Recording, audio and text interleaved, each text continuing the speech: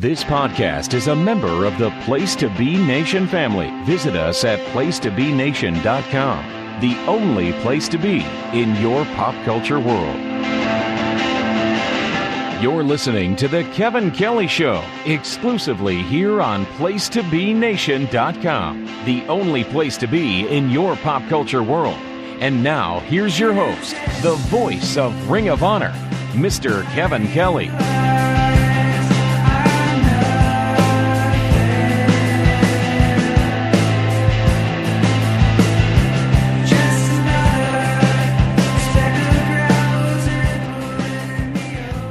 Well, you're listening to the Brother Kite there because it's time for another episode of the Kevin Kelly Show.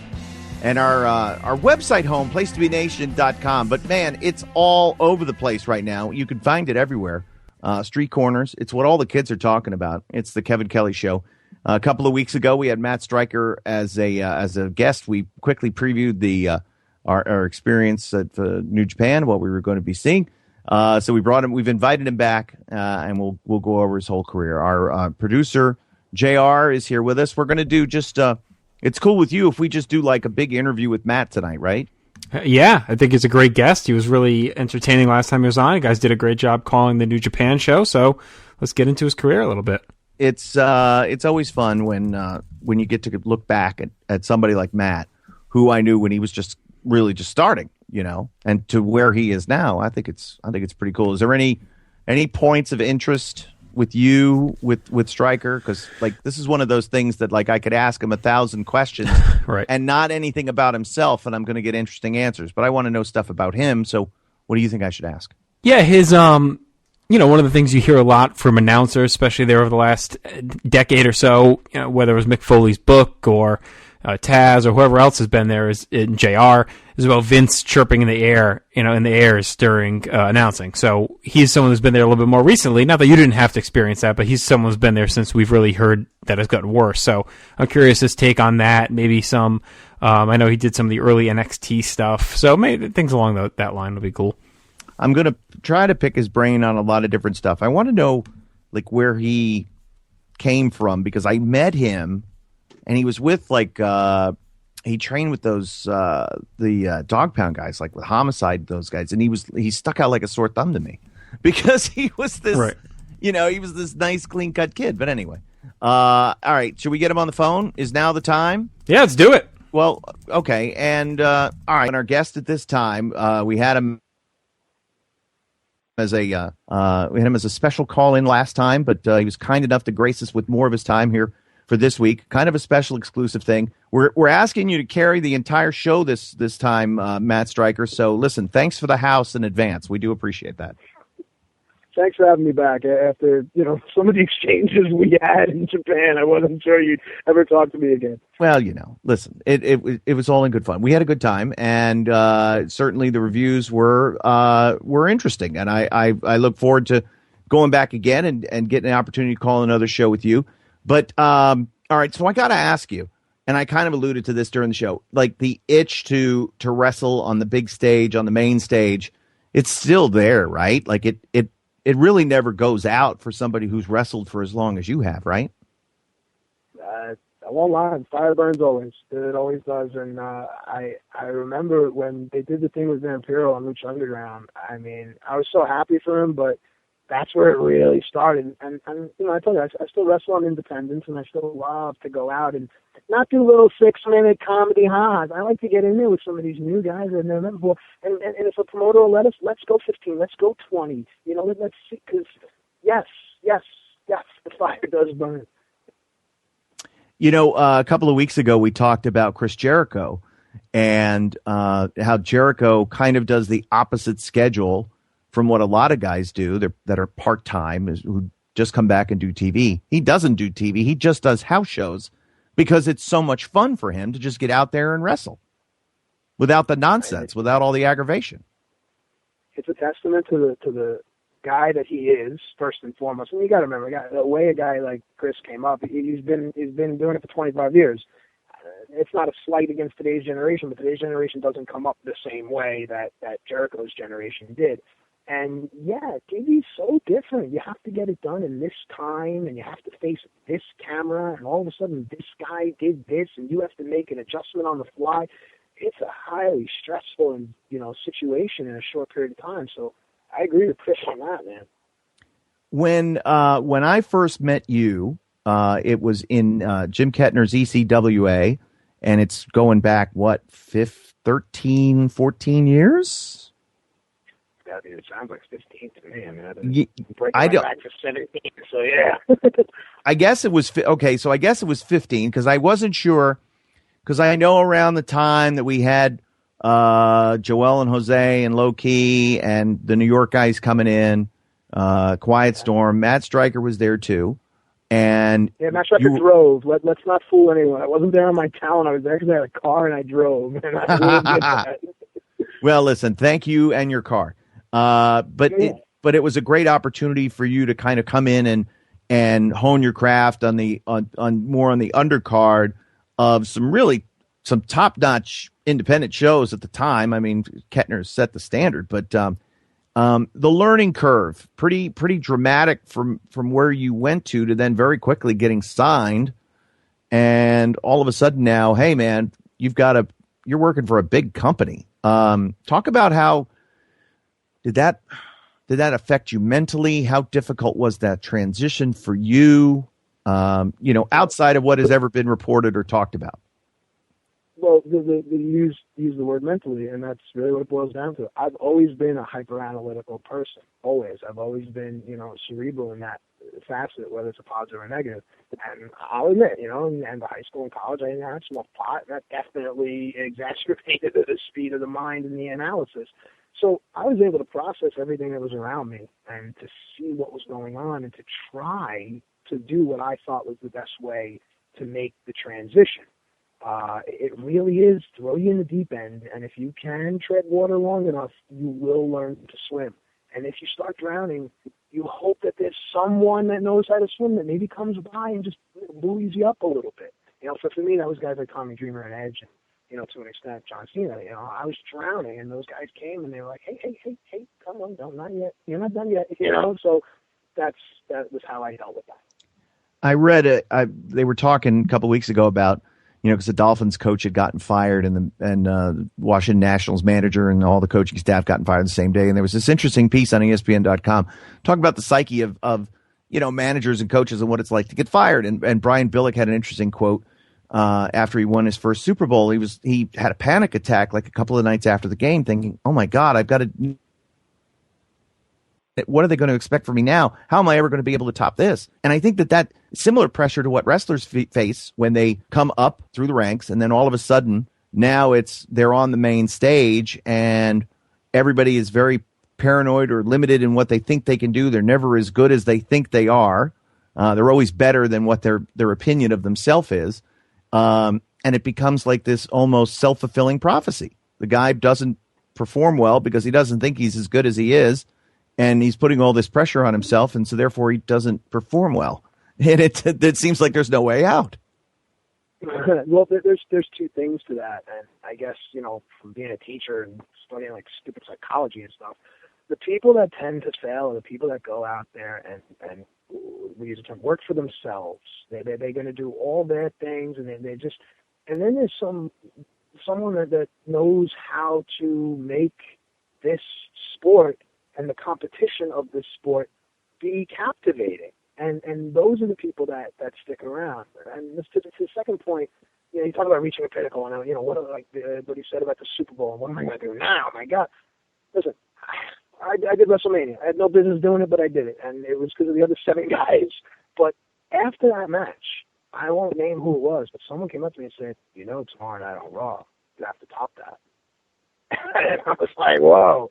It wasn't the next night on Raw, it was the next night on ECW, and a lot of people said that the match that we went out and had the night after WrestleMania was actually better. And that's what you have to do. You can't rest on your laurel. You have to go, all right, my favorite match is my next one. And that's how I look at it, and hopefully that's how, a lot of the boys look at it. Who were some of your favorite opponents? Who did you really look forward to when you saw their name on the opposite side of the sheet? it's amazing the gamut that this list runs. First, it was Kurt Angle, and only because I knew that at the end of that match, I'm going to be better than I was going in. Secondly, there was a 6-week little period there where Big Daddy V, God rest his soul, got ill, and he was involved in a issue with Undertaker. So someone had a bright idea to put me in with Undertaker, and it was the greatest series of matches in my life. And it wasn't about the moves that I was able to do or how many times I won or whatever. It was just, learning the art of the fight and learning what we do. To another degree, always a low key, always a Tommy Dreamer, always an amazing Red. And my favorite thing now is when I don't have any idea who the name is next to me. And I go on the YouTube and I YouTube a match or two with a guy. And that now is my favorite, opponent. But I'm sure there's guys I'm leaving out, but those are the main ones. Also Eugene, Vic Dinsmore, 100%. God, he was so good and so underrated and has been a very common name mentioned on this show now in our 45th episode or so, as far as favorite opponents. What kind of kid were you growing up? Were you you're obviously a New York guy, so were you a dyed-in-the-wool WWF fan, or did you venture out thanks to cable and pick apart the NWA? What did you gravitate more towards? My wrestling origin story in the comic book comes from my parents got divorced when I was a kid. I was always real super close to my father. When I was 7 years old, spending the weekend with my dad. It was a rainy day. We were supposed to go to a movie, and he said, "You want to see someone fly?" And what 7-year-old kid doesn't know that? And he put on Jimmy Superfly Snuka. I guess it must have been WWF Superstars. And needless to say, we did not go to the movie that day. After wrestling was over, my dad just sat with me and told me stories about how his father would watch wrestling. And he would tell me these names. And remember, I'm 7. He was telling me Anthony Rocca. And he was telling me Johnny Rods. He was telling me all these names. Later that week, he got me wrestling magazines, which are a lost art. And right. I read about all the territories. And that's how I learned wrestling, through the magazines. And then I would go to my grandparents. They lived on Long Island. They had cable. They had TBS. If you had TBS, you had 605 Be There. And I learned all about awesome NWA. And occasionally in New York on UHF in Spanish, you get Florida. So there was a cornucopia of wrestling. And along with the magazines, I was invested in the Pacific Northwest as much as I was invested in what was going on the island of Puerto Rico. It's amazing.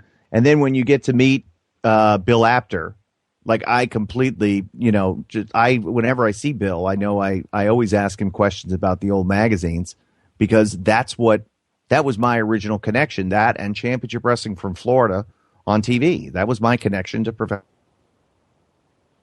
wrestling. Without those magazines, I probably wouldn't be sitting here today, because I don't think I would have been as big of a fan that would have ever made me want to be a wrestling announcer.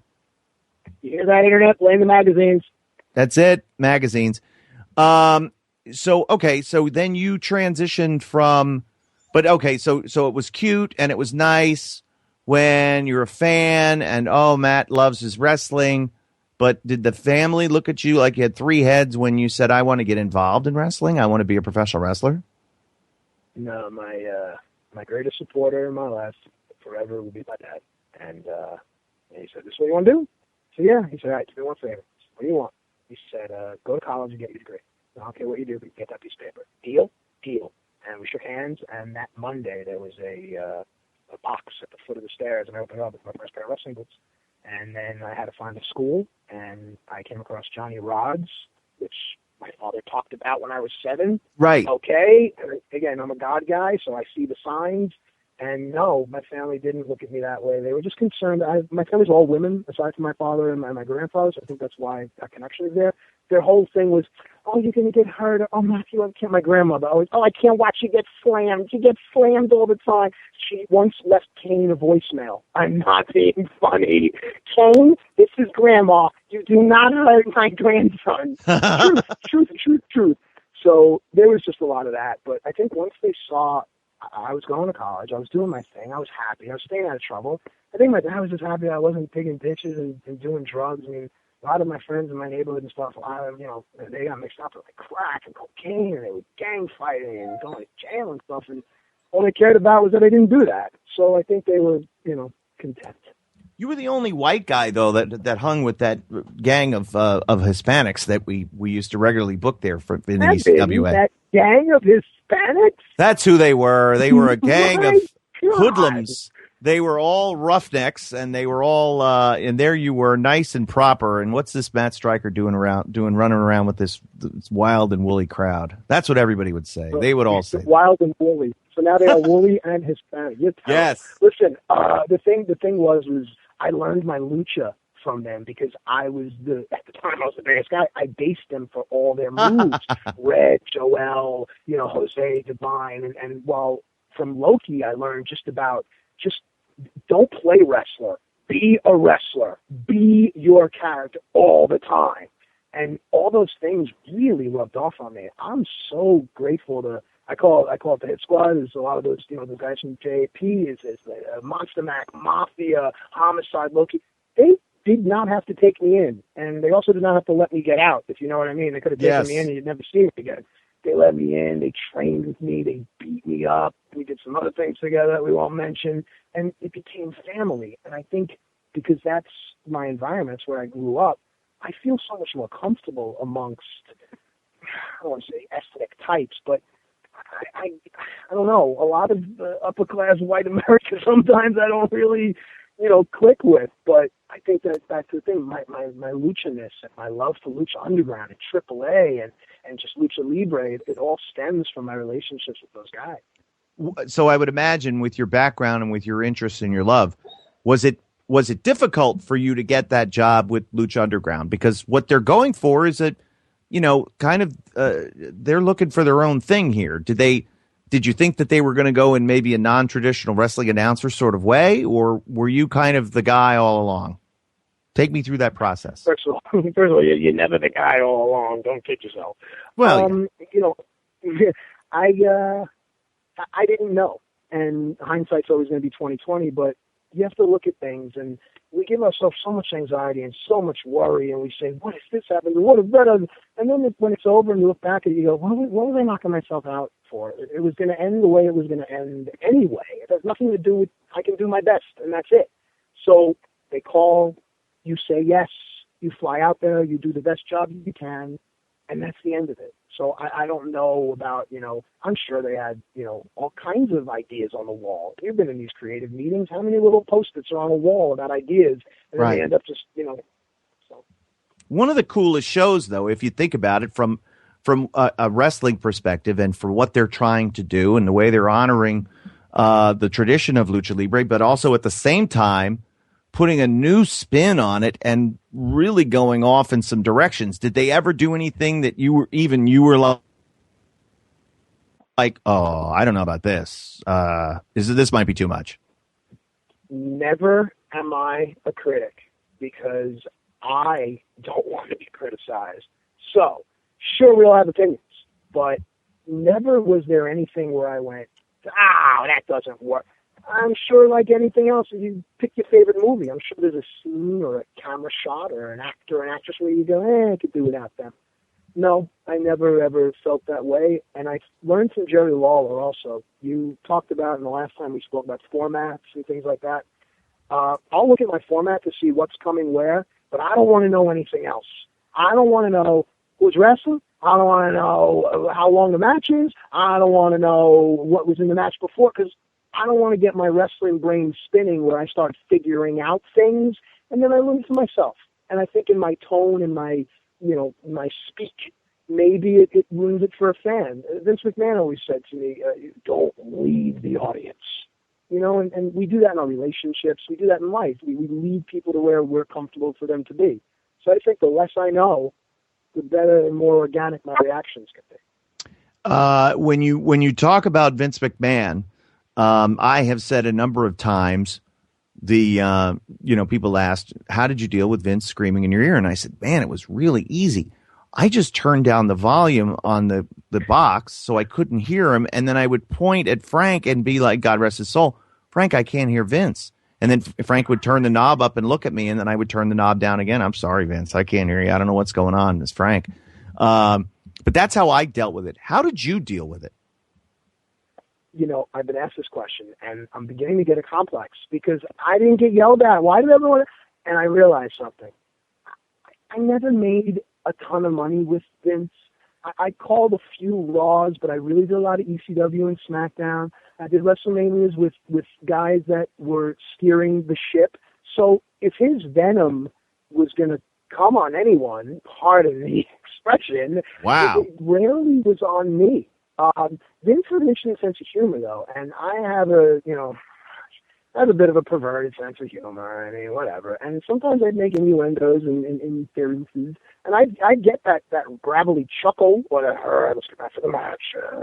He breathes into the microphone a lot, but I didn't get shouting. But I will say this, and I won't say with whom, but there's one particular person that I worked with for a while, next to. I could hear them shouting at them through the person's headphones. Wow. And it was so unnerving to see it on the poor kid's face. So I'm glad I never had that experience. And I only had it really like a couple of times, and a lot of it was more situational. Other things were going on. So it wasn't like, Kevin, you blankety blank, this, that, and the other thing. But it would be, hey, he's shouting and yelling about this or that or the other at Gorilla. I'm just going to turn this down so I'm not distracted, so I'm able to focus on what I'm doing. We never want to hear mommy and daddy fighting in the next. No, it's very awkward. Who was your okay? So WWE had changed a lot from when I was there to when you were there. It's changed a lot since you've left, and you haven't been there for what, 3 years, 4 years, or has it been longer? It's been 2. I don't know if that was a compliment or I don't know. No, I knew it's been a while, and that's one of those things like you always underestimate. Forever. No, you underestimate the time, and it's like, really, it's been that long. So I went long to avoid that. You went long. But they changed a lot. Changed. But you know something, and again, my departure was unexpected by me.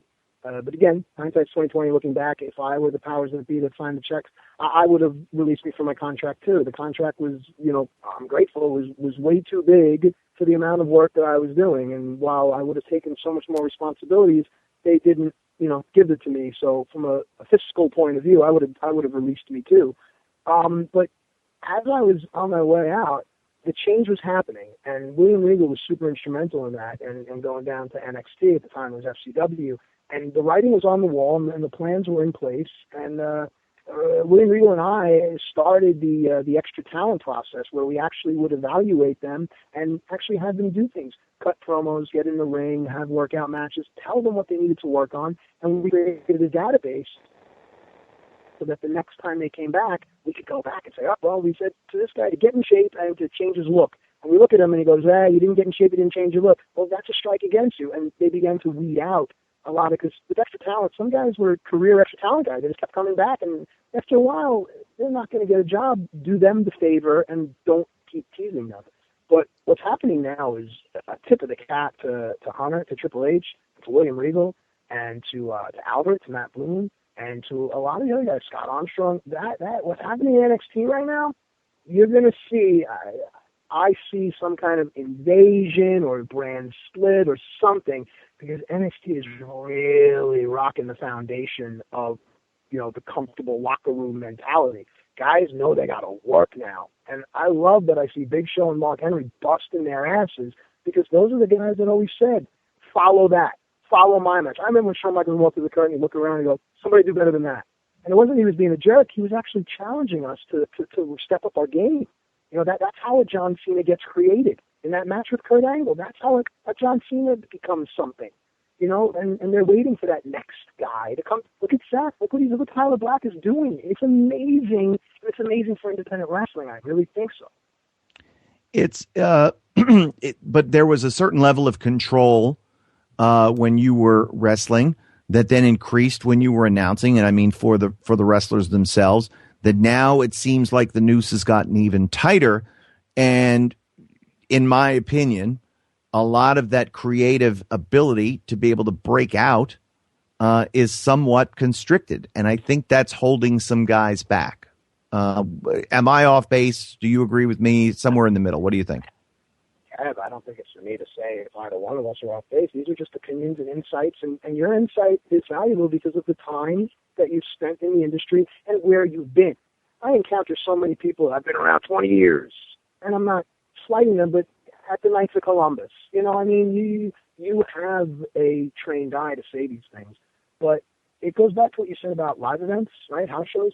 If these guys can hone their craft and find those 2 or 3 specific moves, that if they can get them in on television on a consistent basis, those moves will become popular amongst the fans, and they will be viable to win matches, because that's what it's about. It's finding the move set that the fans can react to, and that the fans can believe if he hits that move, he's got a chance. That's why I love guys like Jay and Mark Briscoe, because even though I know that the guy didn't do his quote-unquote finishing maneuver, the match can end at any time, and that is a good pro wrestling match. We've voiced opinions about the Divas Revolution and where it stands, and should they do away with the Divas label altogether and just move forward with the great crop of girls that they have in NXT that have now migrated on to the main roster, and of course with the existing talent that they have, which is plentiful. What do you think about this whole Divas Revolution thing? Is it just change, or is it really, are we seeing something new? Do you have high hopes for the division going forward? We live in a time where it isn't so much about what's happening. It's about the buzzword we give it, or the hashtag we assign to it. When it was Rockin' Robin and Judy Martin, no one said it was the Divas Revolution. It was the ladies going out and wrestling. And that's what I think that it still is. And if we take away all of these little parsleys and broccolis and things that we're throwing on a plate, man, chicken breast is still good, no pun intended. And I think women's wrestling has a place, and I think now, especially just as athletes, humans are evolving, independent of gender or sexuality. I don't care if you're a woman, if you're a man, if you're an alien, if you're a child, if you're gay, if you're straight, if you're blue or you're white. If you can go in the ring and give me, as a fan, the belief that this match is competitive and I don't know who's going to win, then that's good for me. I don't care about the names and the hashtags and the outfits, and I don't care. I just care about if you're good in the ring. I think we need to go on a scouting trip and try to find some blue aliens, because I'm really excited. I hear they're doing some good things in the alien independent scene. It could be big business up there. I got some friends in Colorado that can give you something that'll help. Hey man, yeah. So okay, all right. Matt Stryker. Now we've just heard fictionally, of course, that Vince McMahon has decided to retire. He's decided to move to Florida full time. He's going to live in Boca. He's going to do the thing, and Triple H and Stephanie are going to take over. If you're a stockholder of WWE, are you selling, or are you holding, or are you buying more with Vince McMahon? One day he will step away, whenever that day is. Okay. If I'm a stockholder, I'm going to look at trends, and I'm going to see what the trends are in sports and entertainment. Sports has become a young man's game. I look at baseball and hockey, my 2 favorite sports. It's all about the kids, the 24 and under guys. That Bryce Harper hit 40 home runs this year, and he's a baby. So from that standpoint, I'm encouraged, because I like a youthful stream of ideals, and I like a new mind. I look at entertainment, and I see that the Meryl Streeps and the Robert De Niro's and our classic actors still draw, but I can see the future coming with all the new, young, hot talent that's coming. So I'm going to stay. I'm going to stand where I am at, and I'll look in 6 months and see what the company's doing, and then I'll decide if I want to buy or sell. But for right now, if there's a change coming, I'm going to wait and see. Wrestling is cyclical. It's like the economic bell curve. It's going to go up. It's going to go down. Let's see what happens. That's the type of investor I am with my stocks in real life. Did you now? Were you at any time involved in the creative writing process in WWE? I can't say officially, but I had great relationships with the writers, where it came a point after a while that they would they wouldn't come and tell me what they were doing. They had an idea, and what did I think of? Or how could this maybe, what would your character do here? And then I started to notice that those things started to come with other people's matches and other people's promos. And I think certain management people saw that. And I saw the writing on the wall, too. I wasn't wrestling every night, whatever. So I started to move more into just that unofficial kind of creative help. Guys would always bounce promos off me and things like that. And I think that's what all people should do in any creative forum, is bounce things off of people. There's no such thing as a bad idea, and it doesn't matter who it came from. So, no officially, but to my friends and peers, sure. Well, and I had always kind of heard that, like, and I think there were always a lot of unofficial creative team members. But as somebody who saw the creative process change from just Vince and Pat and Bruce Pritchard to then Vince Russo and then the rise of the Hollywood writer, is there any worse job in America than a creative team member for the WWE? Because I can't think of one. I know that is the stigma attached. And yeah, you do spend some time making copies and getting coffee and all that. But as goes the wrestling business, as goes the same thing. Pay your dues. And after a while, if you're good, you will get a shot. And to those that think, oh, God, I wouldn't want to do it, I point to Brian Gewirtz, who is now, I think, the lead guy for Rock's production company. Brian was one of those quote-unquote Hollywood writers that came in to ruin the business.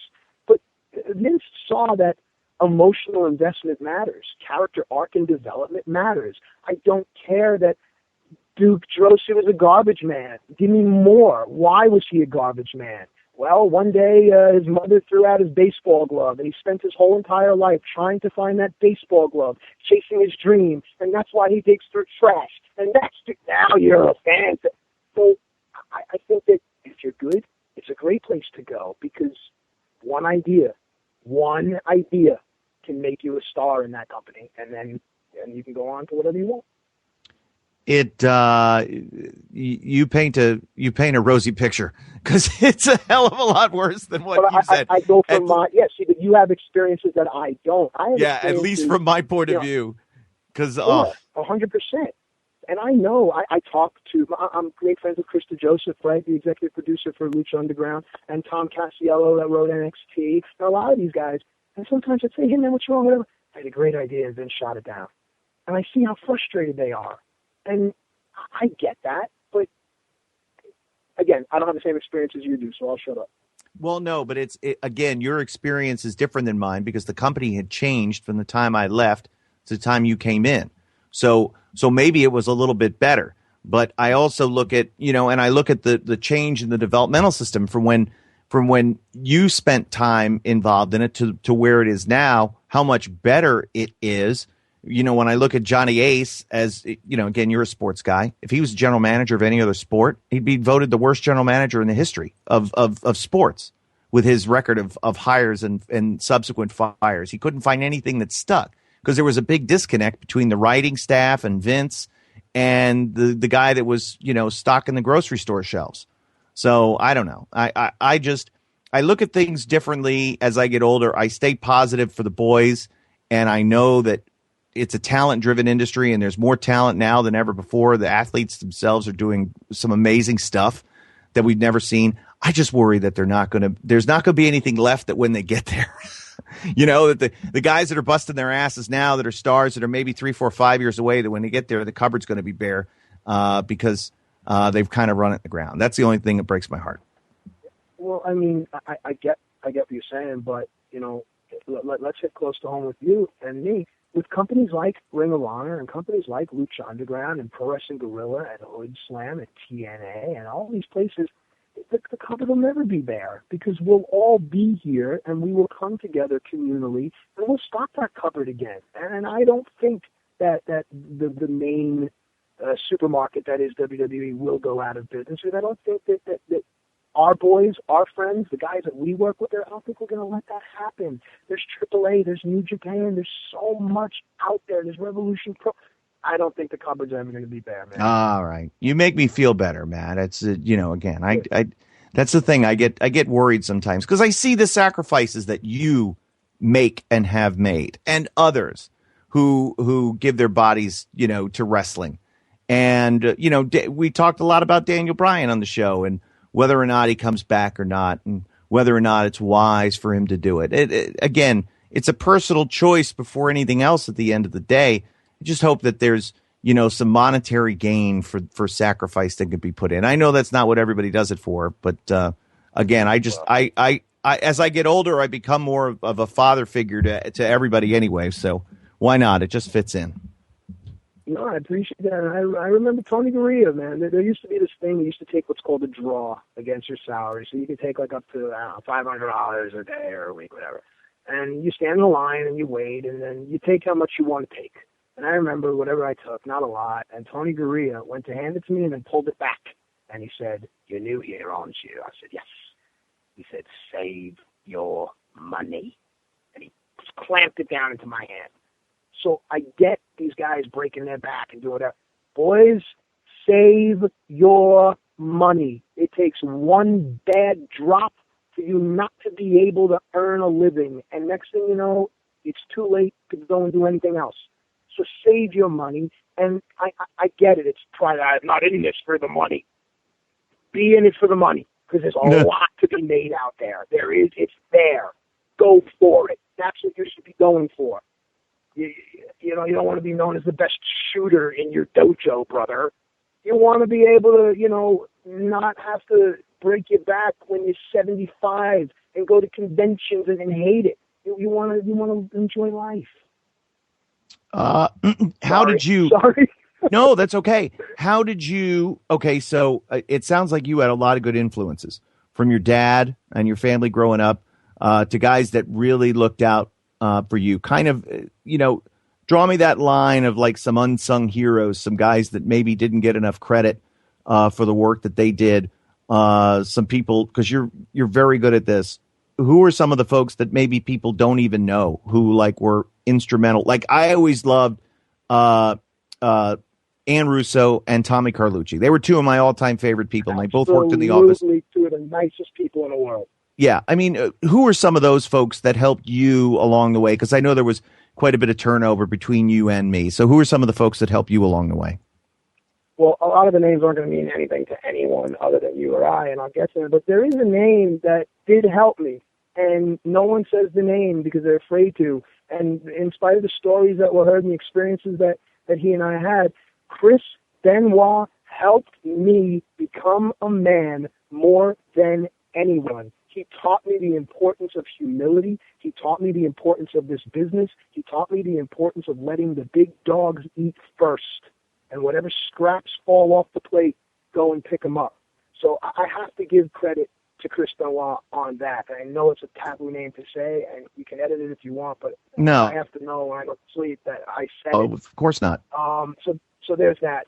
There's a few other people too, and this is an unpopular one. And again, people have a thing with him, but I learned so much from the lessons, regardless of how they were delivered. Kevin Dunn. My God, if you can't learn something from that man, then you're a wall. Because just pick up on the little things he does and the camera shots he calls and why he waits to ring the bell and whose music is first and what color someone's wearing. And, ooh, look at that Titan shot. That's all Kevin Dunn. Marty Miller was a cameraman, now a director. Just encouraging, nice, supportive. In that WWE environment, you can get down on yourself real quick. And I've battled anxiety and depression my entire life. And sometimes it just takes one person to say, hang in there. Or, hey, nice job tonight, Maddie. Frank Bullock was a sound guy who was, again, it became family. You see these guys every week. Tom Stewart, Jason Robinson, Tim Roach. These are all studio guys. Josh Matthews. And he doesn't get enough credit because he was always working under Michael Cole. Josh Matthews may be one of the best storytellers that there are, if that's what you're looking for. I've always been a big fan of Josh. Absolutely. Yeah, I mean, I can go on and on with obscure names and stuff, but it really is just, it's the type personality that is kind, compassionate, genuinely wants to see people succeed. And it's few and far between in the wrestling world because, as you know, most people, independent of how they show themselves to you, really just all out for themselves, and one way or another, they're going to find a way, to get themselves over. So it was the people that didn't have that mentality that really shaped my mentality. When it's been one of the things that I went through, like my first time, it was like such a whirlwind. When I got hired in '96, it was the last place I ever expected to be, and lasted until 2003. And I always felt like I was hanging on by my fingernails, ready to get dropped off at any second. And to when it was over, I was like, damn, I never really enjoyed the ride. I never got to, I mean, I enjoyed moments, but I never really could let myself enjoy it because I was always so worried about getting fired all the time. Did you enjoy the ride? Was the ride enjoyable at times for you? Yeah, it was Eddie Guerrero that taught me that. Sitting in the airport, I had a terrible loop.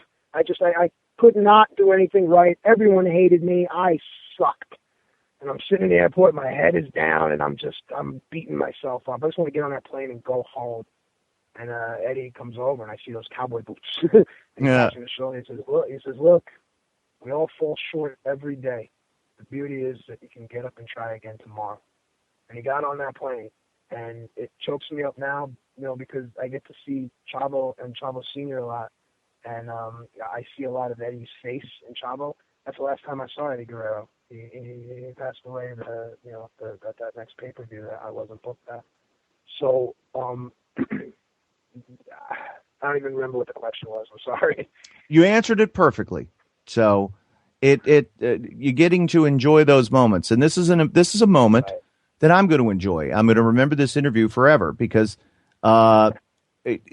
having met you so many years ago when you were so new to the wrestling business, and to see how you've matured and the person that you've grown up to become, the announcer that you've become, the overall person that you are, I'm very proud of where you are today in your life. And you've done a great job. The journey is far from over for you, but I'm really, really glad that we got to spend this time together. I'm glad we got to hang out in Japan.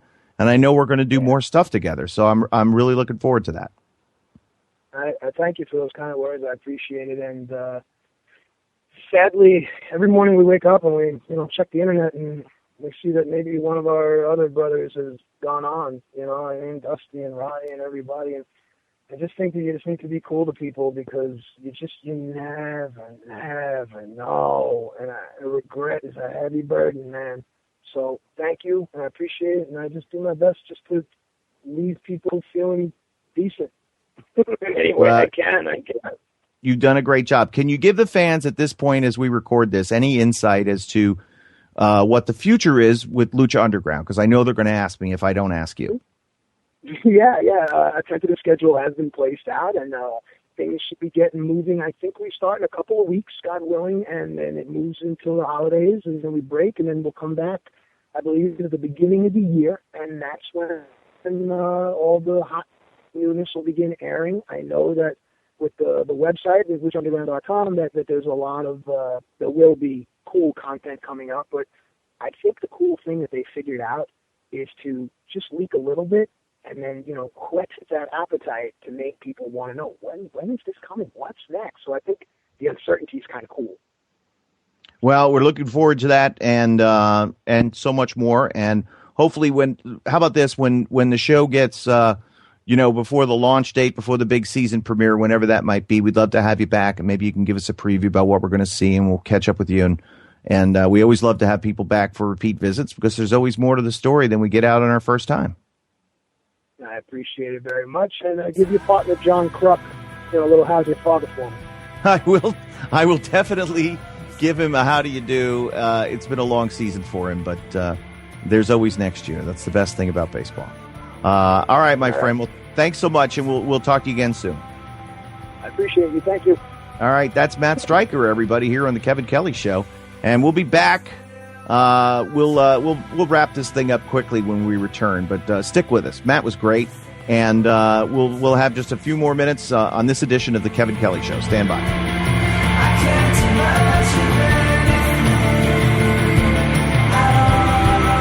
PlayStation Nation's Justin Rosero here. In addition to The Kevin Kelly Show, we have a ton of great podcasts available to you on iTunes and PlaceToBeNation.com. You can check out Scott Criscullo and me on The Mothership, the Place to Be podcast, home of great interviews and our famous Vintage Vault pay-per-view reviews.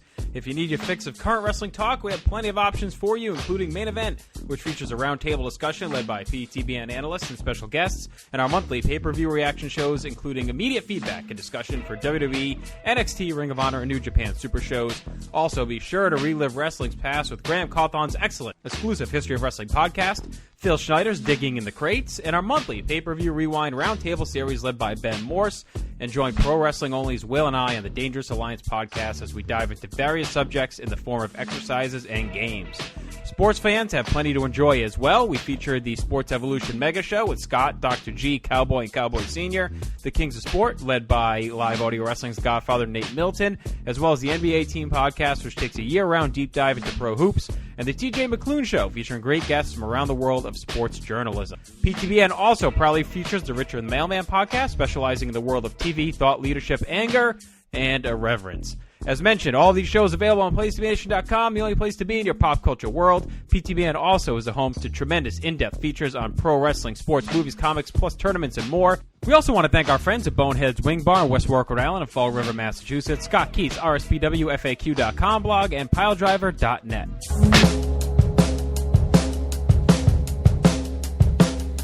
If you keep moving, you won't freeze. That was a heck of an interview, Kev. That was Matt talking about his career, his early days as a fan. We got the Vince McMahon stuff in. It was a good chat. I enjoyed it. We also got the grandma impression, which I'm really... Yes. Now, can we have this?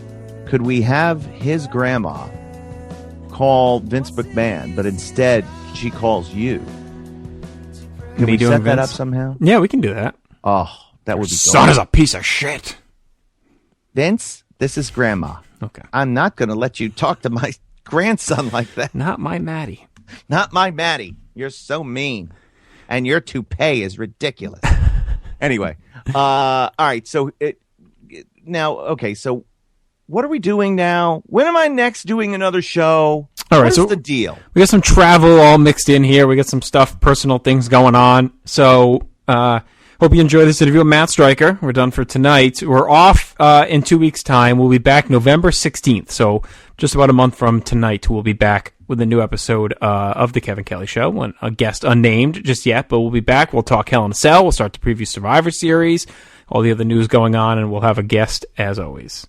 We'll put some thought to that, and I know that a lot of fans will be wondering what they can do over the next 2 weeks. I think, the next really 3 weeks. What you need to do is to get into the archives and make sure you go back in time and revisit all of the Kevin Kelly Show hits of the past. Mm-hmm. You'll realize, I think, how we've improved as the show has gone along. We started off, we were pretty good, but man, I think we've really gotten good here over the last few months, and we've just hit our stride. Especially after the fiascos with the baby and all that.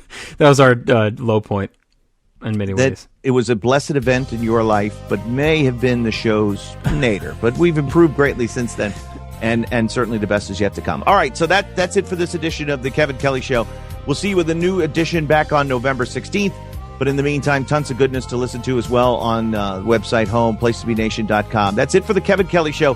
We'll see you in November, everybody. Thanks, JR. Thanks to everyone. Thanks to Matt Stryker. And we'll talk to you in a few weeks' time. New editions, a Candy Girl. You are my world. Pick up to get ready to rig the thing I wore for the ass motorboating. A tree fell on Greg Abbott. You know, I'm only 50 now, and the phone could ring at any time. Basically, because she had Tommy John and had the strong arm, she gave these awesome hand jobs that he was, obsessed with. This honey is from Hazel's Honey Hut. But, by the way, speaking of food and Bush, I think Chris Jericho is who Michael Hayes would like to be. Always had a lot of issues with Cox, or have you dealt with Cox better in the past? I used to enjoy dealing with Cox. I do not know where Steve Austin is.